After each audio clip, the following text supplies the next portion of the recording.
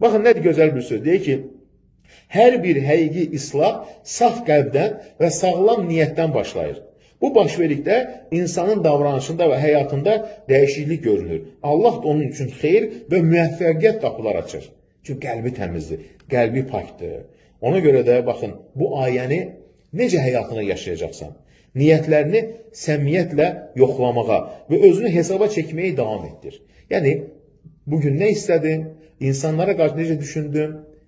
İkinci, qəlbində mənfi hissləri saxlayıb böyütmə. Hər bir insanın qəlbində, deyir ki, alimdə hər bir insanın qəlbində həsəd olur. Amma deyir ki, doğru insan odur ki, müdrik insan o həsədini cilovlayır.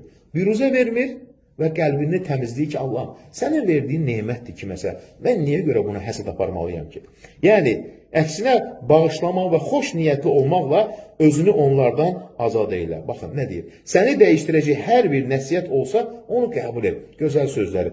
Hətta onu söyləyən adi bir insan olsa belə.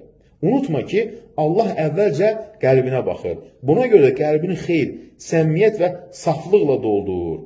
Yəni, Allah qəlbində olanı bilir. Əgər onların qəlblərində haqqı eşitmək və qəbul etmək istəyi olsaydı, onu deyib qəbul edərdilər. Lakin qəlblər bəzən görürsən ki, istəmir, doğruluğu görmək istəmir, o zaman da Allah təala vermir.